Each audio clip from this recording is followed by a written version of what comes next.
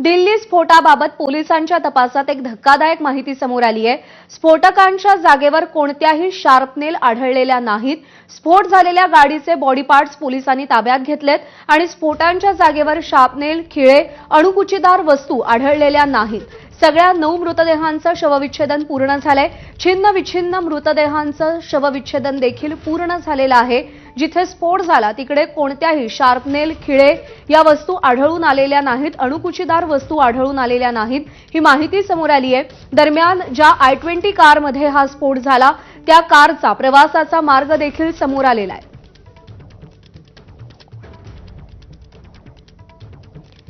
मनोज वर्मा अपने प्रतिनिधि सध्या आपल्या सोबत आहेत। मनोज जी, अभी तक क्या क्या जानकारी हासिल हुए, क्या अपडेट्स है आपके पास?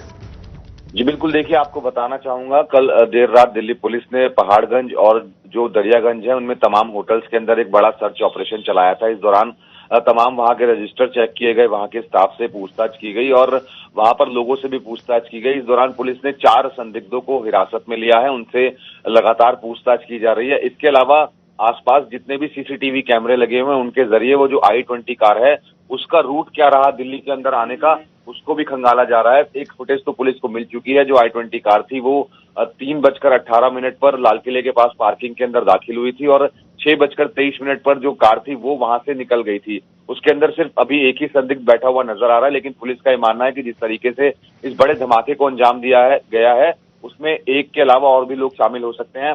इस वजह से पुलिस ने 4 लोगों को हिरासत में लिया है। तमाम सीसीटीवी फुटेज की लगातार जांच की जा रही है। जी, जानकारी लेते रहेंगे आपसे। फिलहाल शुक्रिया इस जानकारी के लिए।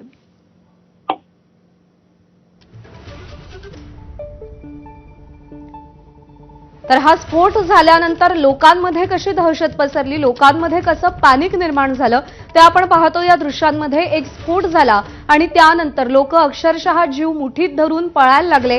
एका ठिकाणी हे सगळे लोक एकत्र आले। दरम्यान हा स्फोट अत्यंत मोठा होता की आजूबाजूच्या गाड्यांचं सुद्धा यामध्ये अतोनात नुकसान झालं।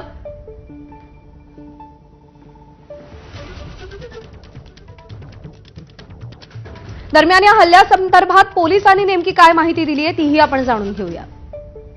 Was there any shrapnel which was found at all on the location? Not as of now, but still we are examining the scene of crime. गाड़ी तो पूरी विस्फोट में खत्म हुई है और उसके अंदर अभी और जो भी उसके साथ लिंक्ड फैक्ट्स आएंगे, अभी वही मैं कह रहा हूँ, it is too premature to comment upon anything. गाड़ी के अंदर ड्राइवर की बॉडी मिली है?